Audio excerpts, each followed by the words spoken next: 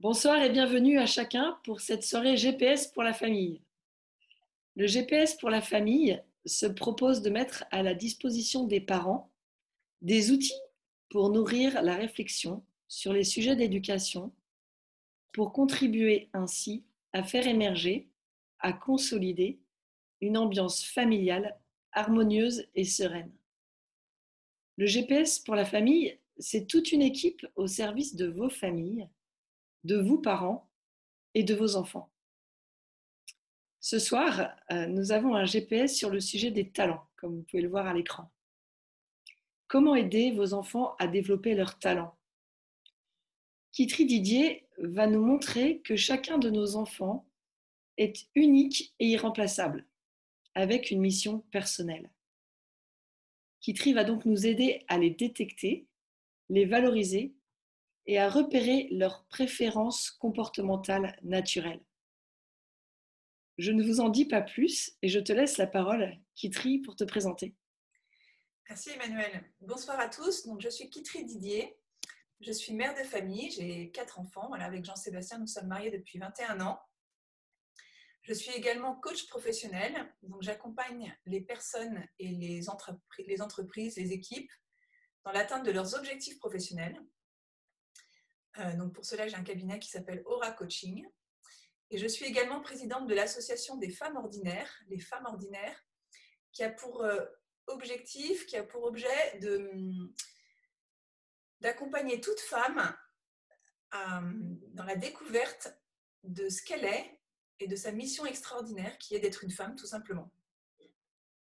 Voilà. Donc ce soir, nous allons parler des talents de vos enfants. Et c'est un sujet passionnant, c'est un sujet positif, c'est un sujet qui va vous mettre dans beaucoup d'espérance aussi.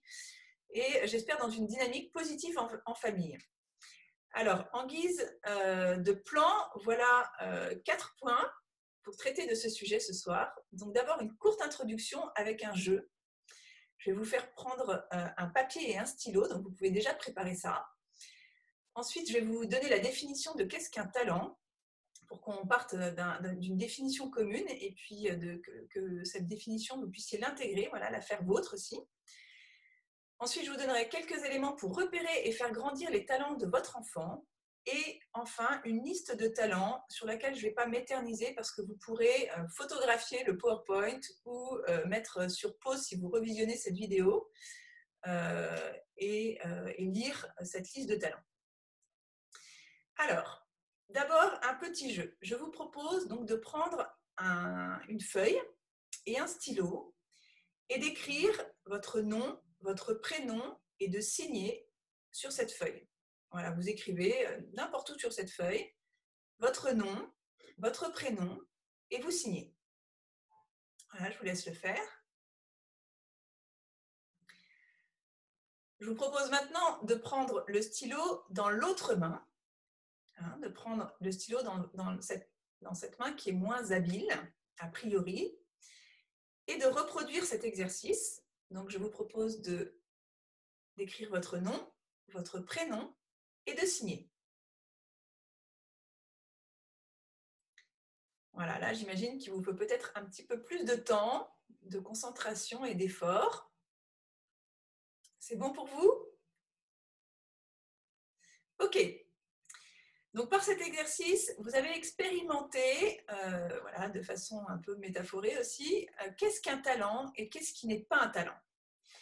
Donc, le premier exercice que vous avez fait avec cette main habile, en fait, vous avez écrit de façon automatique, sans effort, sans concentration, avec facilité, votre nom, votre prénom, vous avez signé, et le résultat, a priori, était au maximum beau, hein, ou au moins conforme à ce qui est attendu et à ce que vous faites habituellement. Et dans le deuxième cas, vous avez pris votre stylo dans cette main malhabile et vous a fallu beaucoup plus de concentration, beaucoup plus d'effort, beaucoup plus de temps, d'énergie pour écrire votre nom, votre prénom et pour signer. Et puis le résultat, probablement, n'est pas à la hauteur de ce que vous faites habituellement, à moins d'être très habile dans les deux mains, avec les deux mains. Donc, qu'est-ce qu'un talent? En fait, un talent, c'est une disposition naturelle à se comporter avec excellence au service d'un but. Donc, c'est une disposition naturelle à se comporter avec excellence au service d'un but. Cette main habile que vous avez, elle se comporte avec excellence au service du but que vous lui donnez, peut-être d'écrire, de signer vos chèques, etc. Donc, pourquoi cette main est habile? En fait, elle vous a été donnée au départ. Ce n'est pas vous qui l'avez choisi. Un talent, c'est reçu, c'est donné, c'est reçu. Donc, c'est pour ça que c'est naturel. Je ne l'ai pas choisi. Et à force de pratiquer avec cette main est devenue de plus en plus habile, de plus en plus performante. Et elle est devenue de plus en plus talentueuse et elle se comporte de plus en plus avec excellence. Donc, lorsque votre enfant est dans son talent, ce qu'il fait, il le fait bien, il aime le faire, il le fait facilement et il reçoit de la joie dans l'exercice de ce talent. Donc là, dans le cas de la main, vous n'avez peut-être pas de joie ou de plaisir à écrire avec votre main, quoique certains ont beaucoup de plaisir à écrire avec la main avec laquelle ils écrivent naturellement. Mais en tout cas, voilà, quand on est dans l'exercice d'un talent, on reçoit de la joie. Et ça va être d'ailleurs le signe que c'est un talent. Donc, le talent, c'est une préférence comportementale naturelle et pas une compétence. Vous voyez, par exemple, je peux apprendre à m'organiser et à force de formation et puis peut-être de me faire accompagner par un coach et d'essayer de m'organiser le mieux possible, eh bien, je peux développer la compétence de l'organisation alors que je ne l'avais pas naturellement au départ. Donc ça, c'est une compétence.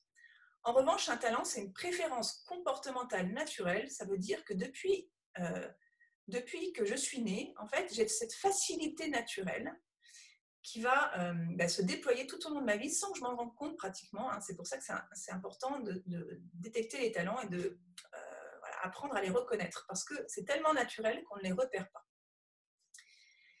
Alors, je vais prendre l'exemple de l'atelier de cuisine. Peut-être qu'en famille, vous avez déjà fait un atelier de cuisine avec tous les enfants ou avec une partie des enfants, ou alors avec les cousins, ou alors les grands-parents avec les enfants. Donc, l'atelier de cuisine, c'est une occasion de vraiment détecter les talents de vos enfants. C'est-à-dire, il y a un but, c'est de faire un gâteau, d'accord, ou de faire plaisir à maman parce que c'est son anniversaire et du coup, on va faire un gâteau tous ensemble. Donc, dans cette cuisine, il va y avoir plusieurs types de comportements. Il va y avoir des enfants dont le but, ça va être de faire le gâteau, le faire le mieux possible et qu'il soit bien fait. Donc ça, ce sont des talents qui sont orientés vers le résultat. Des enfants qui sont orientés vers le résultat et qui ont un talent orienté vers le résultat. Il y a des enfants, le gâteau, ils n'en ont rien à faire. En fait, eux, ce qui les importe, c'est d'être ensemble, c'est de passer un bon moment en famille et d'être avec papa, maman, grand-père, grand-mère pour faire ce gâteau, ou les petits frères et sœurs, les cousins. Donc eux, le résultat, le gâteau, ce n'est pas du tout leur tasse de thé. Il y a des enfants, eux, leur point d'attention, ça va être de suivre la recette le plus précisément possible, donc d'être dans l'exécution de la tâche. Le gâteau, à la limite, ça passe après, mais ce qui va les intéresser, ça va être d'être le plus fidèle possible à la mesure de chaque ingrédient, pour mélanger bien comme il faut, mettre le bon temps de cuisson, être très précis dans l'exécution de cette tâche. Donc eux, leur joie, ils vont la trouver là. Et puis enfin, il y a d'autres enfants qui vont plutôt, eux, être dans la créativité, c'est-à-dire que ce gâteau, ça va être l'occasion, en fait, d'inventer quelque chose, une nouvelle recette, de rajouter un coup de farine, un coup de sucre, des détails peut-être à la fin, pour que ce gâteau soit le plus créatif possible, le plus nouveau possible, même s'ils ne se le disent pas.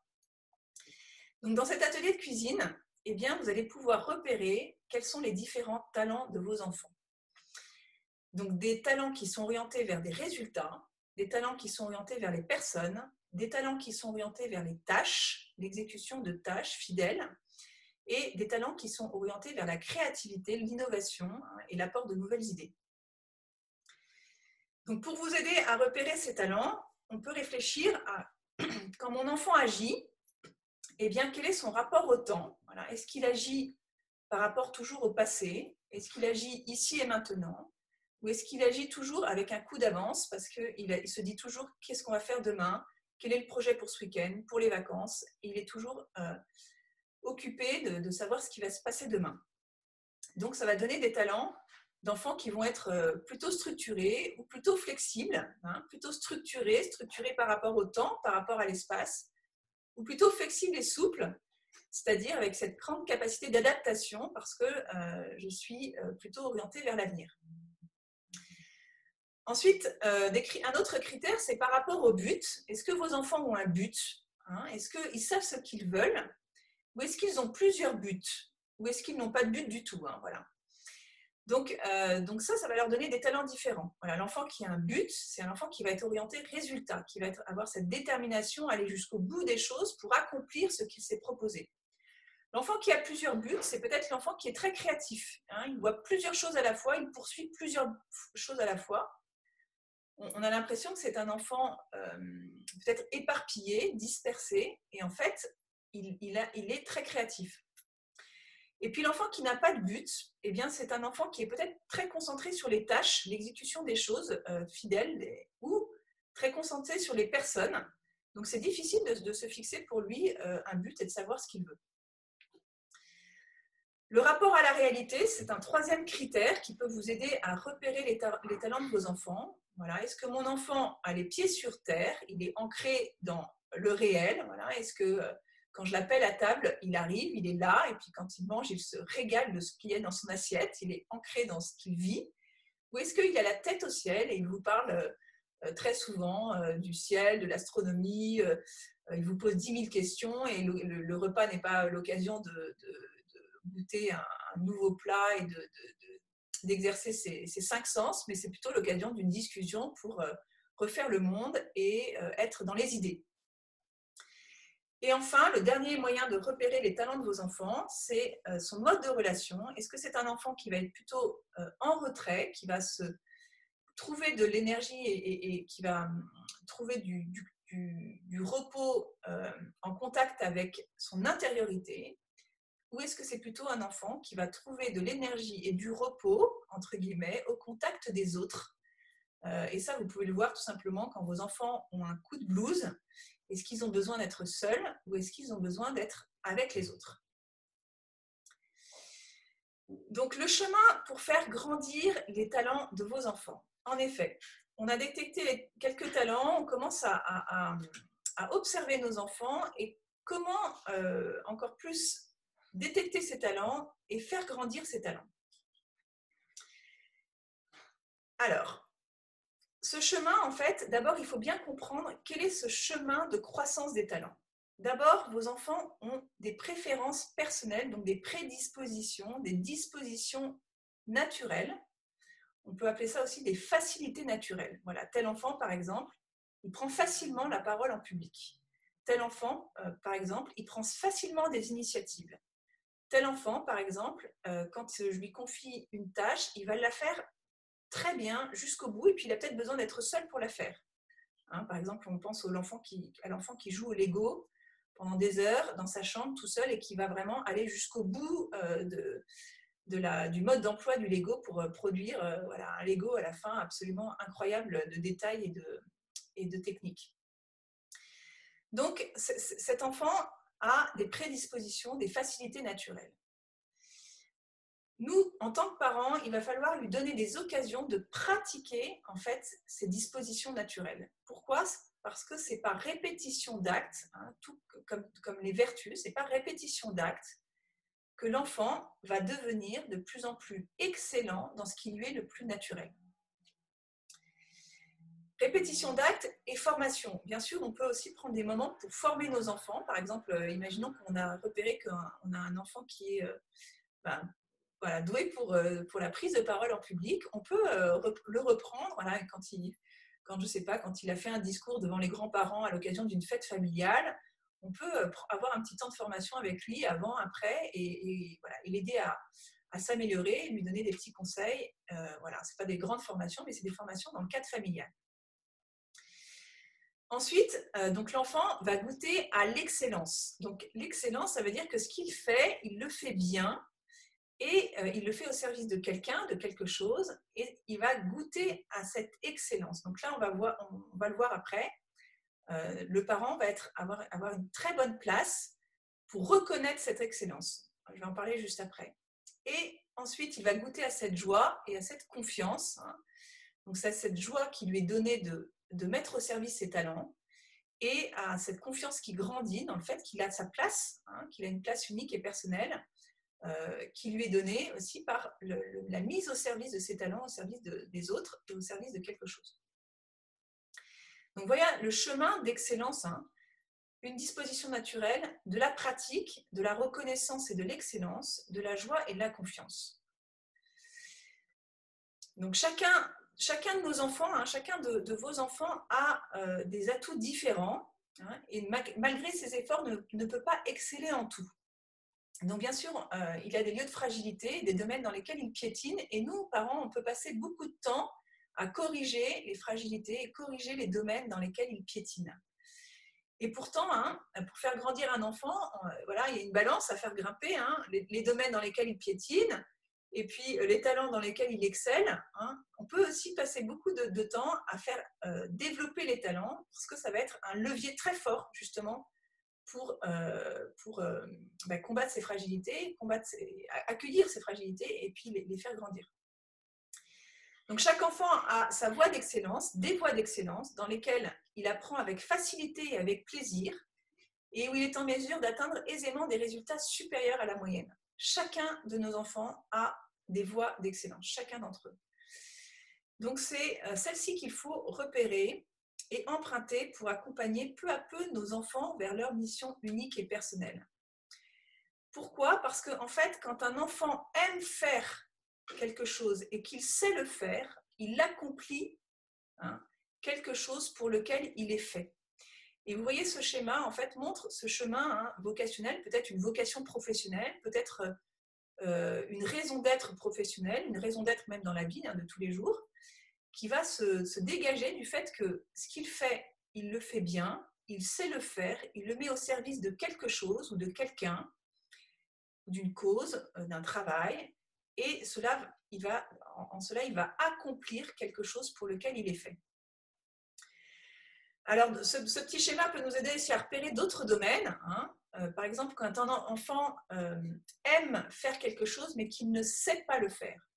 Par exemple, un enfant aime s'occuper de ses petits frères et sœurs, mais voilà, vous repérez qu'il n'a peut-être pas la maturité ou pas encore assez de confiance en lui ou assez d'initiative pour le faire vraiment bien. Et bien donc là, il va falloir l'aider et le former, prendre ce temps pour le former. Vous avez repéré qu'il aime faire, il aime s'occuper de ses petits frères et sœurs, il n'a qu'une envie, c'est d'être babysitter de ses frères et sœurs, mais il ne sait pas le faire, donc ça va vous demander à vous de l'aider à se former.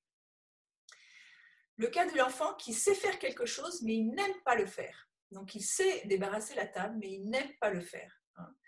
Et là, ça va être l'occasion pour vous de l'aider à développer l'esprit de service, la gratuité. Je n'aime pas faire ça, mais je sais le faire et je vais le faire pour être encore plus au service de la famille, voilà, de l'équipe familiale, de maman, de papa, de mon petit frère, ma petite sœur. Et puis enfin, il y a toute cette partie que nous repérons aussi pour nous-mêmes parfois, de choses que l'on ne sait pas faire et que l'on n'aime pas faire. Par exemple, voilà, dans le budget familial, faire les comptes, je n'aime pas le faire et je ne sais pas le faire en plus. Donc là, ça va être un lieu où je vais pouvoir développer beaucoup de vertus. Donc je vais pouvoir développer en profondeur mon caractère, c'est-à-dire toutes ces petites vertus qui vont m'aider à devenir meilleur et à me développer entièrement. Donc l'humilité, par exemple, de reconnaître que ça, je ne sais vraiment pas le faire. La tempérance, voilà, peut-être réfréner certaines réactions. Le courage, voilà, peut-être aller au-delà de ces difficultés qui se présentent à moi parce que de toute façon, ça fait partie de ce que je dois faire. Alors, quelques éléments pour toujours entrer plus en profondeur sur ce mode d'emploi. Alors, comment nous y prendre ?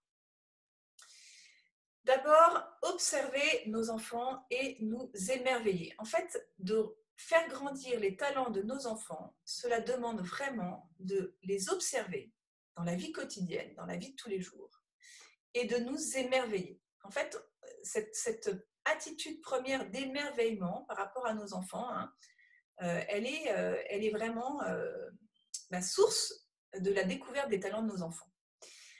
Donc ça veut dire peut-être prendre le temps, peut-être dans un moment de réflexion personnelle, hein, peut-être pas quand ils sont là devant nous en train de nous agacer, mais voilà, dans un petit moment peut-être de retrait ou dans un moment où je prends le temps de réfléchir à ce que je veux pour mes enfants, eh bien d'avoir ce moment de m'émerveiller devant mes enfants. Qu'est-ce qu'ils font bien?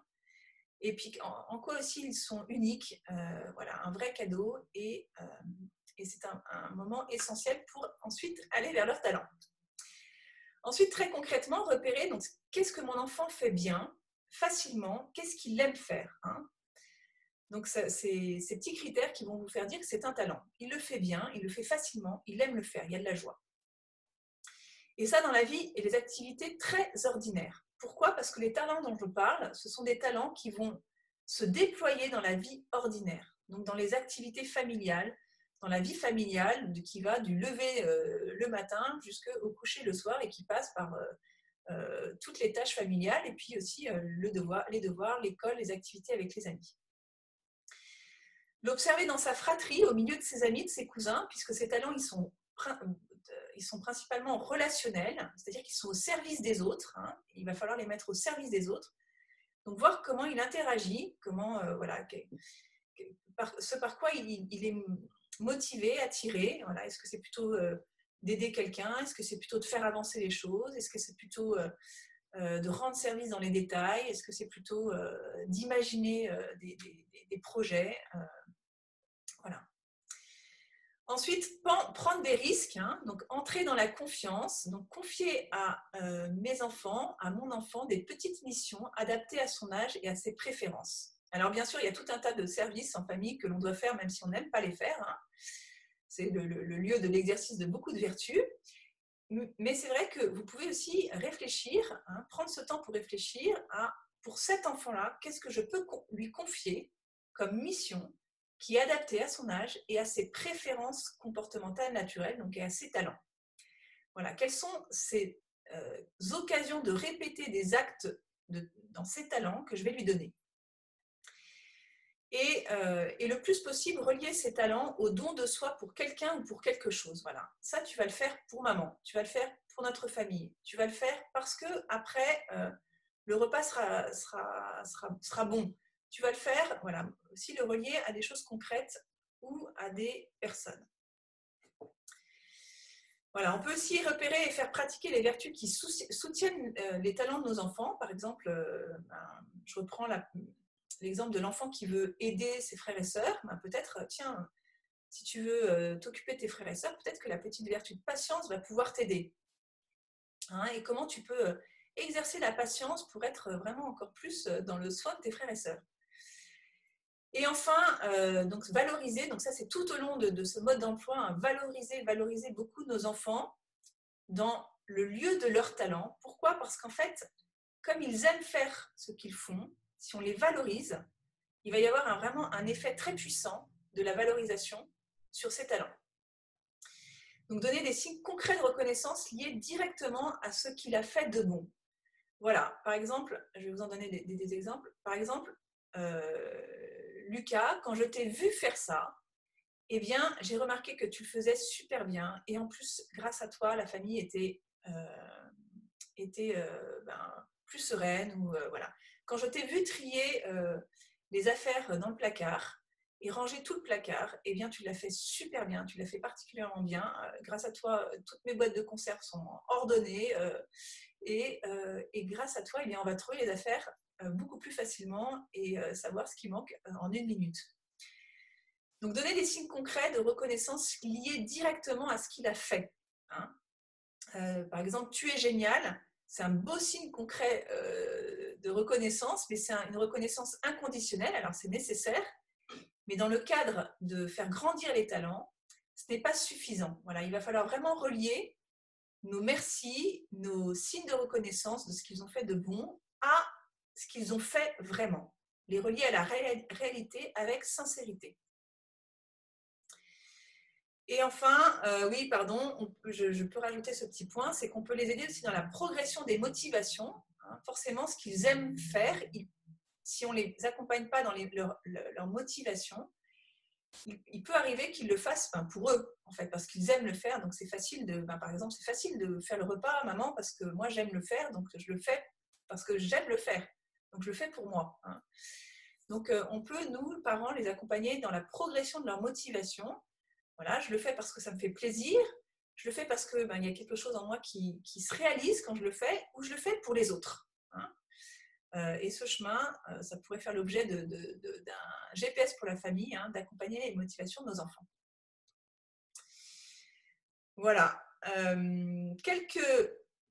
Peut-être un petit point voilà, sur ce pouvoir que nous avons en tant que parents. En fait, comme nous sommes les personnes qui aimons nos enfants, en fait, nous sommes les personnes les mieux placées pour faire grandir nos enfants, tout simplement parce que nous les aimons. Et cet amour est très puissant. En fait, nos enfants se déploient dans le regard que l'on porte sur eux. Donc, si on porte un regard sur eux très rétréci, très raccourci, tu es paresseux, est-ce que tu es nul en maths, tu n'y arrives jamais, voilà. Si on a ce regard très raccourci, presque qui condamne hein, et qui stoppe le déploiement possible, hein, les potentialités de nos enfants, et bien nos enfants vont en rester là, en fait. Ils vont grandir dans l'espace, dans les potentialités que nous voyons en eux. Donc ça nécessite que l'on les regarde avec sincérité et réalisme, hein, bien sûr, mais qu'on les regarde avec tout leur potentiel de croissance. Et ça, nous parents, on est les mieux placés pour ça. Hein, vous voyez, vous pouvez lire la phrase de Chesterton. Hein. Alors, moi, je n'arrive pas à la lire parce que quand j'arrête de partager, malheureusement, le haut de mon écran, que je partage mon écran, le haut de mon écran est un peu brouillé. Mais en tout cas, voilà, tous ces hommes qui ont fait Rome, hein, Rome est devenue grande parce qu'ils aimaient la ville de Rome. Hein. Ils ont passionnément aimé la ville de Rome et c'est pour ça qu'elle est devenue grande, nous dit Chesterton. Voilà. Alors, je vais passer peut-être là-dessus parce que je vois le temps qui défile et je vais arriver sur la liste des talents. Donc, quelques talents donnés en liste, une liste un peu longue. Donc, je ne vais pas tout lire et je vous laisserai lire et puis essayer de repérer quels sont les talents de vos enfants. Peut-être un petit point. En fait, on peut faire passer des milliers de tests à nos enfants pour détecter leurs talents et avoir des idées hein, de quels sont leurs talents. Tous ces tests, toute cette liste, tout ce qu'on peut repérer, en fait, ne pourra jamais remplacer le fait qu'on ait attribué certains talents à nos enfants de façon unique et personnelle. Donc, tous les tests que l'on peut faire à nos enfants ne remplaceront jamais notre capacité à nous, en tant que parents, en fait, de regarder nos enfants et de voir ce qu'ils font de bien, de bon pour les autres, hein, et ce qu'ils font facilement et avec joie, et de les nommer personnellement. Donc, ça veut dire que ces termes que je voulais vous donner, en fait, je vous invite vraiment à les prendre et ensuite peut-être à vous dire tiens, mon enfant, il a peut-être le talent du soin, il prend facilement, il prend soin facilement des autres, mais chez lui, ça s'exprime comment et je vais poser quels mots par rapport à ce talent qui sont les mots en fait de nos mots pour lui. Hein. Je vous invite vraiment plutôt à faire cet exercice et pas à reprendre des mots qui sont des mots qui pourraient mettre vos enfants dans des cases et ce serait vraiment dommage et pas du tout l'objectif de ce topo, de ce GPS. Donc, l'empathie, par exemple, hein, c'est le talent de la personne qui s'intéresse naturellement aux autres et qui comprend de l'intérieur ce que les autres ressentent. Le talent du service, hein, c'est cette facilité naturelle qu'ont certains enfants à rendre service. En fait, pour eux, rendre service, c'est naturel. Alors, on a la tendance d'ailleurs à les valoriser en famille, hein, parce que quand on demande qui veut m'aider à faire ça, hop, il y en a toujours un qui dit « moi, je veux bien ». En fait, mais c'est parce que c'est naturellement facile pour lui. Donc, on va pouvoir l'aider à encore plus pratiquer et puis lui, à l'aider à connecter vraiment ce talent à des buts profonds. Hein. Qu'est-ce que tu cherches à faire quand tu rends service. Le talent de la protection, donc le talent de la personne qui va naturellement protéger les plus petits, les plus faibles. Hein. Voilà, ce talent de protecteur. Le talent du soin, le talent de l'accueillant, celui qui sait intégrer les personnes nouvelles. Hein. Vous invitez des familles, des amis à la maison, quelques familles, et puis vous avez certains enfants, hop, tout de suite, ils vont aller vers les nouvelles personnes, et ils vont faciliter les liens, proposer un jeu, et ça va être très très facile pour eux. Et puis il y a d'autres enfants, à l'inverse, être au contact de nouvelles personnes, ça les barbe complètement, ils sont en retrait, ils ne veulent pas venir dire bonjour, et c'est parce qu'ils ont d'autres talents. Voilà, le talent de la personne qui est impliquée dans ces relations, c'est la personne qui va nourrir et qui va entretenir ces relations et qui va générer un haut niveau de confiance. Hein. Ce sont ces enfants qui, parmi vos enfants, sont très fidèles en amitié, hein, qui arrivent à se faire proches et à approfondir des liens. Peut-être qu'ils n'ont pas beaucoup d'amis, mais par contre, les liens qu'ils ont avec leurs enfants sont des liens profonds. L'esprit d'équipe, donc ça, c'est un talent facile à repérer. Alors, les talents de ceux qui sont plutôt dans la créativité, orientés idées. Hein. Donc, c'est tous ces talents d'inventeurs, d'artistes, hein, tous ces talents de créatifs. Je vais prendre par exemple le talent de la créativité pratique. Qu'est-ce que c'est? C'est le talent de celui qui, par sa créativité pratique, va arranger avec harmonie l'environnement des personnes. Donc la créativité pratique, hein, ce n'est pas une créativité artistique, parce que les œuvres qui vont être créées ne sont pas uniques et une expression de la beauté esthétique, mais la créativité pratique, ce sont ces enfants qui, quand vous leur demandez de mettre la table, ils vont toujours rajouter le petit détail qui va faire que la table est harmonieuse, l'environnement devient harmonieux, il génère de l'harmonie. Voilà, il y a tous ces talents de visionnaires, hein, donc c'est des enfants qui sont très enthousiastes, qui ont un enthousiasme contagieux, et ils vont naturellement encourager les autres et voir le côté positif des choses. Hein. Ce sont des enfants qui sont extrêmement positifs. Pourquoi? Parce qu'ils ont une vision positive de futur et ils sont toujours dans un mode projet, donc c'est facile pour eux de voir l'avenir avec esprit positif. Les talents donc, orientés résultats. Donc ça, ce sont les talents très faciles à repérer parce que pourquoi? Dans une classe, par exemple, ou dans un groupe, hein, ce sont des talents de leader au sens très commun du terme. Donc ce sont ces enfants qui sont meneurs, hein, qui sont parfois directifs aussi quand ils sont dans le trop du meneur. Donc ils prennent naturellement les situations et les personnes en charge pour les conduire. Hein, ils fédèrent autour d'eux. Il y a les enfants qui sont stratégiques. Donc, ils choisissent les meilleurs angles d'approche, hein, ils voient les obstacles à l'avance, ils aiment relever des défis. Donc ça, ce sont tous ces enfants, par exemple, dans ces jeux à l'extérieur, qui se démarquent parce qu'ils ont des talents de stratèges.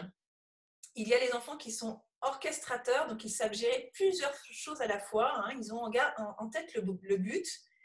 Par exemple, ces enfants qui vont savoir répartir des rôles dans un atelier de cuisine, hein, dire toi tu vas faire ça, toi tu vas faire ça, et ils savent prioriser. Et puis, les enfants qui ont cette facilité à s'engager et du coup à porter des responsabilités. Hein, par exemple, on peut revenir sur le cas de l'enfant qui a envie de garder ses petits frères et sœurs, hein, et qui a ce sens des responsabilités. Donc, il peut avoir le talent de soutien, mais il peut avoir aussi le talent du responsable. Donc, ce sont des personnes qui vont faire naturellement preuve de courage pour avancer parce qu'ils ont en tête la conséquence de leur acte.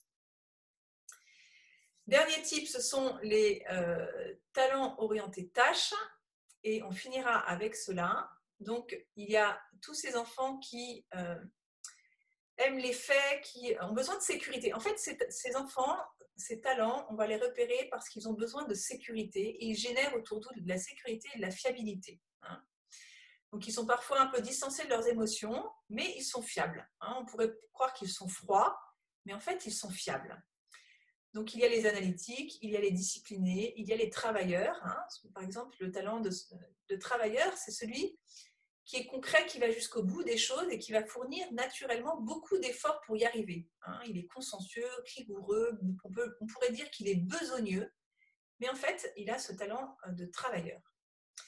Et puis, sécurisant, donc celui qui arrive à générer de la sécurité autour de lui. Pourquoi? Parce qu'il a il a engrangé toutes les informations. Par exemple, vous prenez un meuble Ikea, vous sortez le mode d'emploi et l'enfant qui est dans ces talents-là, eh bien, il va lire le mode d'emploi de A à Z et il ne commencera rien avant d'avoir lu le mode d'emploi.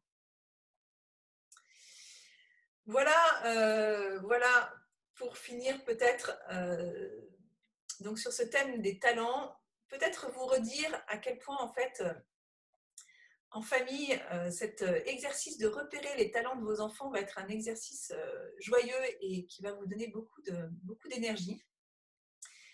En fait, si vous prenez du temps pour ça et puis si vous commencez à faire grandir les talents de vos enfants, vous le faites déjà sans vous en rendre compte, c'est sûr. Et si vous prenez du temps et consacrez peut-être du dialogue aussi en famille, voilà, cela porte beaucoup de fruits, de faire grandir nos enfants à partir de leurs talents et cela les aide vraiment aussi à trouver leur place dans la famille et à s'appuyer les uns sur les autres parce que quand chacun comprend quels sont ses talents, eh bien, il voit les talents des autres et il comprend que voilà, on n'aura pas tous les mêmes facilités dans une famille et on pourra beaucoup s'appuyer les uns sur les autres pour grandir tous ensemble. Alors, je vous propose peut-être de noter la prochaine date pour le GPS pour la famille. Donc, la prochaine date, ce sera le 30 mars avec Emmanuel Leloup qui nous expliquera comment développer l'estime de soi chez votre enfant. Et vous pouvez aussi nous écrire sur l'adresse gpsfamille@gmail.com si vous avez des questions ou des suggestions d'amélioration aussi. Nous sommes preneuses. Merci beaucoup et à très vite.